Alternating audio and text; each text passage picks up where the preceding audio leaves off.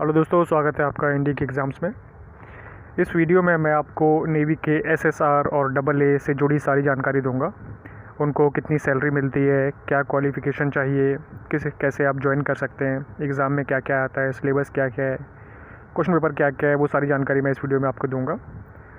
तो सबसे पहले तो आपको क्या करना है कि अपनी क्वालिफ़िकेशन चेक करनी है, और उसके लिए जो joinindiannavy.gov.in वेबसाइट है उस पर आप चले जाइए। उस वेबसाइट पे जब आप जाएंगे तो ऐसा एक पेज खुलेगा। तो ये एक उसका पेज है। इस पेज में ऊपर दिया, जब आप ध्यान देंगे ऊपर देखेंगे तो वहाँ पे होम है, अबाउट अस है और कैरियर एंड जॉब है। तो कैरियर एंड जॉब में जाना है, उसमें जाना है बिकम अ सेलर, और वहाँ पे जाना है एसएसआर में। जब आप एसएसआर में जाएंगे तो एक ऐसा एक पेज खुलेगा। उस पेज में आप देखेंगे एसएसआर लिखा हुआ है, और उसी पेज में जब आप नीचे आएंगे तो वहाँ पे आप देखेंगे कि एज जो है वो लिखी हुई है 17 से लेके 20 साल। तो आपकी एज जिस दिन आप ट्रेनिंग में ज्वाइन कर रहे हैं उस दिन 17 साल से कम नहीं होनी चाहिए और 20 साल से ज़्यादा नहीं होनी चाहिए। तो ये आप चेक कर लें कि आपकी एज उसके अकॉर्डिंग आ रही है कि नहीं। जो उसका नोटिफिकेशन आता है उसमें लिखा हुआ होता है, तो वहाँ से आप देख सकते हैं। उसके बाद फिर आप देखेंगे कि इसमें क्वालिफ़िकेशन क्या चाहिए। तो इसमें दोस्तों एसएसआर में 10+2 चाहिए, मतलब आपने 12th क्लास की होनी चाहिए, चाहे तो वो सीबीएसई बोर्ड से हो या फिर स्टेट बोर्ड से हो। और आपको 10+2 में आपके पास मैथ और फिज़िक्स होनी चाहिए, ये कंपलसरी है, मैथ और फिज़िक्स होनी चाहिए। और दूसरा केमिस्ट्री, बायोलॉजी या कंप्यूटर साइंस में से एक सब्जेक्ट, कोई एक सब्जेक्ट होना चाहिए। तो ये अगर आपके पास है तो आप उस एग्ज़ाम के लिए बैठ सकते हैं। दूसरा, इसमें आपकी जो ट्रेनिंग है उसमें अगर आप देखेंगे तो ये आपकी जो ट्रेनिंग है वो 22 हफ्तों की बेसिक ट्रेनिंग होती है, और ये INS चिल्का करके एक जगह का नाम है, वहाँ पे होती है। तो ये 22 हफ्ते की ट्रेनिंग है और INS चिल्का में है।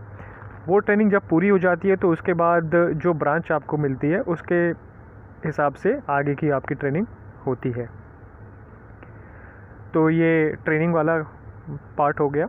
और उसके बाद देखिए यहाँ पे एक चीज़ और है कि आप 12th के बाद इसमें ज्वाइन करते हैं, लेकिन अगर 15 साल की नौकरी करने के बाद जब छोड़ते हैं तो नेवी आपको डिग्री देती है, आपको ग्रेजुएशन की डिग्री देती है।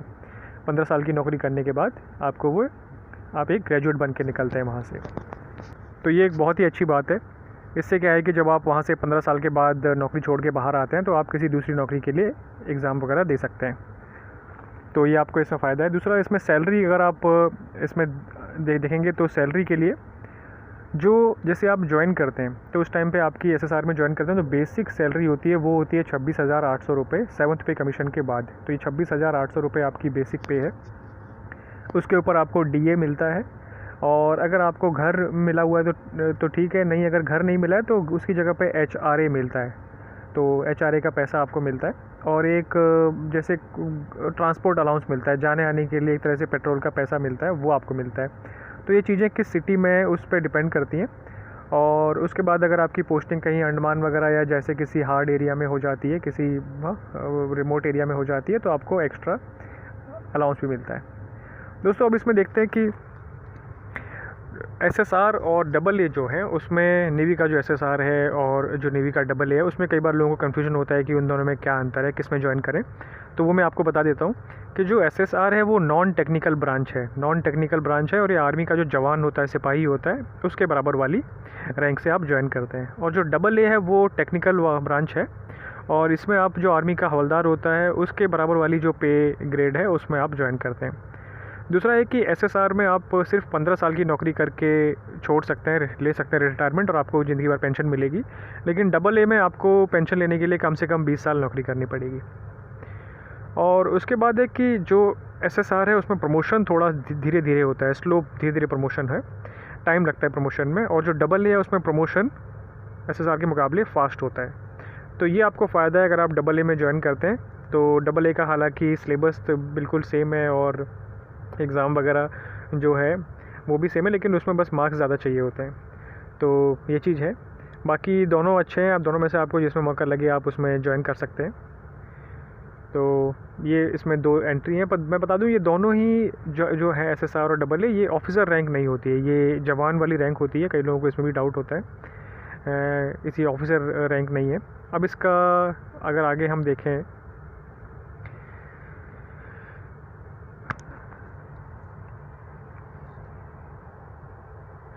तो दोस्तों इसका जो सिलेबस है वो मैं आपको इसमें बता दूं थोड़ा सा, कि जो इसका सिलेबस है उसमें साइंस आती है, मैथ आती है, इंग्लिश आती है और जीके आती है। ये चारों सब्जेक्ट इसमें आएंगे। दोनों का सिलेबस सेम है, AA और SSR दोनों का सिलेबस सेम है एग्ज़ाम का, बस कट ऑफ AA की ज़्यादा होती है। दूसरा है कि ये 100 नंबर का एग्ज़ाम आएगा, 1 घंटे का एग्ज़ाम आता है। और इसका जो सिलेबस है वो आपका जो CBSE बोर्ड का 11वीं और 12वीं का जो बुक है NCERT, उसमें से काफ़ी कुछ आता है। और जो जीके है वो थोड़ा सा, अगर आपको थोड़ा सा ध्यान देना पड़ेगा, दूसरी बुक्स उसमें रेफ़र करनी पड़ेगी।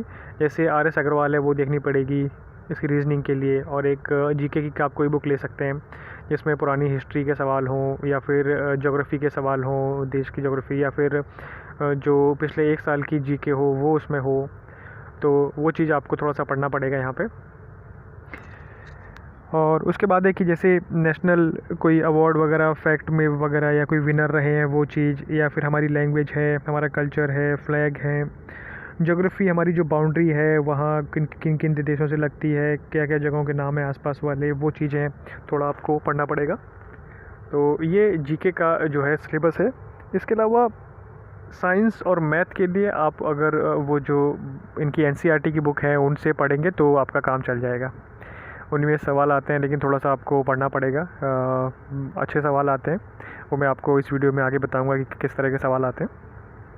इसके बाद थोड़ा इंग्लिश का भी 25 नंबर का एक सेक्शन होता है, जिसमें बहुत सी चीज़ें आती हैं, एंटोनिम सिनोनिम होते हैं, मिस्टेक आपको फाइंड करनी है, वो चीज़ें होती हैं। तो ये उसका सिलेबस है। ये जो देख रहे हैं आप ये स्क्रीन पर, ये सिलेबस है और इस सिलेबस से बाहर जाने की ज़रूरत नहीं है। इसी सिलेबस में से सवाल आते हैं। इस सिलेबस में से आप देख देख के अगर अपना टॉपिक तैयार करेंगे तो आपकी अच्छी तैयारी हो जाएगी। दोस्तों इसके बाद एक पेपर इनका कैसा आता है वो भी देख लेते हैं इसमें। तो ये देखिए, ये एक SSR का जब आप एग्ज़ाम देने जाएंगे तो वहाँ पे इस तरह का पेपर आता है। ये जो पेपर है 1 घंटे का पेपर होता है SSR का, और 100 नंबर का पेपर होता है। तो टाइम आपके पास बहुत ज़्यादा नहीं होता, 1 घंटे का ही है और 100 सवाल हैं और आपको फटाफट करने पड़ते हैं। कट ऑफ भी इसमें बहुत अच्छी जाती है। नॉर्मली इसमें कट ऑफ 70 से ऊपर चली जाती है। तो ये आपको ध्यान रखना पड़ेगा कि आपको इसमें जो गलती नहीं करनी है। यहाँ पे इसमें इंस्ट्रक्शन लिखी होती हैं ऊपर कि क्या क्या कैसे कैसे करना है। ये जो आंसर शीट है, एक क्वेश्चन पेपर मिलेगा, जो आंसर शीट है उसमें गोले करने होते हैं कि कौन सा ऑप्शन है इसमें टिक करने वाला आता है, लेकिन वो ब्लैक पेन से आपको करना है, ब्लू पेन नहीं इस्तेमाल करना है, ब्लैक पेन से करना है। तो ये उसमें लिखा हुआ आता है, ब्लैक पेन ही इस्तेमाल करें। इसमें जो 4 सेक्शन है उसमें पहला सेक्शन इंग्लिश का होता है। ये देखिए, ये इंग्लिश का पहला सेक्शन है। इसमें किस तरह के सवाल आते हैं वो है कि एक पैराग्राफ दिया होगा, उसमें लिखा होगा, पैराग्राफ में बहुत सारी चीज़ें लिखी होंगी और उन सारी चीज़ों पे के हिसाब से नीचे आपसे कुछ सवाल पूछे होंगे कि ये चीज़ क्या होती है, जो कि जिसका आंसर उस पैराग्राफ में ही होगा। तो अगर आपने पैराग्राफ थोड़ा ठीक से एक बार पढ़ लिया है तो फिर आप वो एकदम से 5-6 सवाल हैं उनको ठीक से जवाब दे सकते हैं। फिर कुछ सवाल ऐसे आते हैं कि थोड़ा एक्टिव वॉइस और जो पैसिव वॉइस होती है इंग्लिश की, उससे जुड़े हुए आते हैं। तो अगर SSC की आपने कभी कोचिंग की है या फिर दिल्ली में से जाके या कहीं और SSC का जो इंग्लिश का मटेरियल होता है वो कोई किताब ले लेंगे तो आपका काम इसमें हो जाएगा। SSC की जो इंग्लिश की तैयारी वाली किताब होती है उससे। तो इसमें उस तरह के सवाल आते हैं कि एक्टिव पैसिव वाले हैं, फिर कुछ सेंटेंस बनाने हैं वो सवाल आते हैं, या फिर डायरेक्ट स्पीच और इनडायरेक्ट स्पीच है उस पर बहुत सारे सवाल आते हैं। 25 नंबर का ये इंग्लिश वाला सेक्शन है, जिसमें करीब 5-5 करके अलग अलग सेक्शन के सवाल आते हैं। जिसमें ये एक सेक्शन है जहाँ पे आपको फिल करना है, एक फिल इन द ब्लैंक्स दिया हुआ है, उसमें 4 ऑप्शन दिए, इनमें से कौन सा सबसे सही बैठेगा वो आपको फिल करना है। तो ये इस चीज़ में आपको जो इंग्लिश में जो आपके ये होते हैं प्रेजेंट टेंस, पास्ट टेंस और फ्यूचर टेंस होते हैं, उनकी अच्छी जानकारी होनी चाहिए, तब आप जवाब लिख पाएंगे। इंग्लिश वाला सेक्शन तो सिर्फ इंग्लिश में ही होता है, उसमें तो हिंदी में वो लोग क्या लिखें। बाकी जो जितने भी सेक्शन है उसमें हिंदी और इंग्लिश दोनों में सवाल जवाब दोनों रहेंगे। तो आप अगर हिंदी मीडियम से पढ़े हुए हैं तो उसमें आप आराम से कर सकते हैं, तकलीफ़ नहीं होगी आपको। और इंग्लिश मीडियम से तो भी आपको सेम चीज़ रहेगी। इसमें जो दूसरा सेक्शन है वो है साइंस का, और साइंस में बहुत सारे फिज़िक्स के भी सवाल आते हैं बहुत सारे, और मेनली तो उसमें फ़िज़िक्स का आता है। और देखिए, फ़िज़िक्स में ग्रेविटेशन है या फिर काइनेटिक एनर्जी है, पोटेंशियल एनर्जी है, उसके सवाल हैं बहुत सारे। थोड़ा केमिस्ट्री भी आती है, तो केमिस्ट्री हालांकि थोड़ा सा कम आती है, बायो भी आती है इसमें। तो ये चीज़ है कि इसमें सब साइंस के जो सब्जेक्ट हैं वो मिक्स होकर थोड़ा थोड़ा आते हैं, लेकिन अगर आप 10वीं क्लास की और 11वीं 12वीं की जो साइंस की किताब है उसको थोड़ा सा पढ़ लेंगे तो आपको फ़ायदा हो जाएगा। तीसरा सेक्शन है वो इसमें मैथ का होता है। मैथ के सेक्शन में भी सेम है, इनका जो सिलेबस है वो 11वीं 12वीं वाला जो मैथ है उसी का है। थोड़ी सी मैथ इसमें हार्ड आती है, अगर आप देखेंगे तो मैथ थोड़ा सा टफ़ आती है, उसकी आपको तैयारी करनी पड़ेगी। उसका आपको सारे फार्मूले वगैरह जो है मैथ के 11वीं 12वीं में अलजेब्रा वाले या फिर बाकी जो हैं वो थोड़ा ध्यान रखने पड़ेंगे। लिमिट, कैलकुलस, डिफरेंशिएशन, इंटीग्रेशन, ये सब थोड़ा सा आपको आना चाहिए। उसके बाद इसमें बहुत सी चीज़ें हैं जो आपको उस टाइम पे थोड़ा सा लगेगा कि ये मुश्किल है, बट इस तरह के सवाल अगर आप पहले से तैयारी करके जाएंगे तो आपके लिए थोड़ा टाइम बचेगा, क्योंकि 1 घंटे में फिर ये हो नहीं पाता। ये मैथ वाला सेक्शन है जो छूट जाता है, जो कंप्लीट नहीं कर पाते लोग, क्योंकि इसी में फिर अगर फंस जाते हैं तो आगे के सेक्शन छूट जाते हैं या फिर और फिर उनकी कट ऑफ नहीं निकल पाती। तो ये बात आपको ध्यान रखनी पड़ेगी कि मैथ का जो सेक्शन है उसकी तैयारी आपको अच्छे से करके जानी पड़ेगी। उसके बाद जो सेक्शन उसका आखिरी सेक्शन है वो है जीके का। जीके में रीजनिंग आती है, जैसे इस तरह के सवाल आते हैं कि 4 डब्बे बने हुए उनमें से 3 दिए हुए हैं, तो जो आपको पैटर्न है वो पता करना है। तो ये पैटर्न वाली रीजनिंग की RS अग्रवाल की किताब है, वो अगर आप एक बार देख लेंगे तो आपको इससे पूरा फ़ायदा होगा। जस्ट एक बार एक किताब देख लेंगे RS अग्रवाल जीके इसके लिए, रीजनिंग के लिए, तो आपको हर एग्ज़ाम में वो काम आएगी और इस एग्ज़ाम में भी AA और SSR के एग्ज़ाम में भी काम आएगी। इसमें स्पेलिंग भी कई बार इसमें चेक करने को आते हैं। फिर इसमें आता है कि बहुत सारे ऐसे क्वेश्चन आते हैं रिलेशनशिप वाले कि जैसे यहाँ पे दिया हुआ है कि एक आदमी और एक औरत एक कमरे में बैठे हैं, अगर आदमी की सास और औरत की सास दोनों का आदमी है तो बेटी और माँ औरत का क्या रिश्ता है, वो ऐसा सवाल पूछा हुआ है। तो ये रिश्ते वाले सवाल इसमें आते हैं, रिलेशनशिप सवाल होते हैं वो आते हैं। इसमें बड़ा रिलेशनशिप वाले सवाल है, रिलेशनशिप वाले ये भी उसमें RS अग्रवाल किताब में दिए हुए हैं।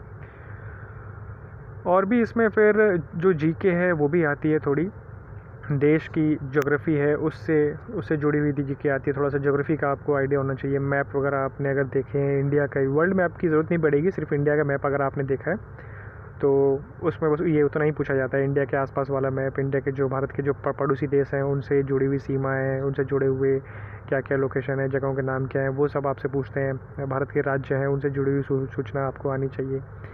इस तरह की चीज़ें आती हैं। फिर थोड़ा सा इतिहास के भी सवाल आते हैं, जैसे पुराने जो मेन रहे हैं, थोड़ा सा आप इतिहास की किताब पढ़ लेंगे। ये जूनियर लेवल वाली जो किताब होती हैं 7वीं 8वीं और 9वीं वाली NCERT है, अगर हिस्ट्री की, तो वो पढ़ लेंगे तो उससे भी आपका काम हो जाएगा उनमें से कोई भी, तो वो थोड़ा सा पढ़ लेंगे। और ये इस तरह का इसका क्वेश्चन पेपर है। तो क्वेश्चन पेपर में आपको बस एक बात ध्यान रखनी है कि 1 ही घंटा मिलता है, 100 सवाल आते हैं और अच्छे सवाल आते हैं, तो वो आपको थोड़ा तैयारी करके जाना पड़ेगा, बिना तैयारी की चीज़ हो नहीं पाएगी। और सबसे ज़्यादा तो मैथ में ज़रूरत पड़ती है, क्योंकि मैथ में 25 सवाल आते हैं और वो छूट जाते हैं या फिर उसकी वजह से बाकी जो है 3 सेक्शन उसमें सवाल छूट जाते हैं। तो पेपर थोड़ा सा टफ़ ही आता है, और लेकिन कट ऑफ भी इसकी हाई जाती है, तो ये बात आपको ध्यान रखनी पड़ेगी दोस्तों। और आगे के वीडियो में मैं आपको और भी सूचनाएं AA और SSR में और क्या अंतर है वो बताऊँगा। Thank you.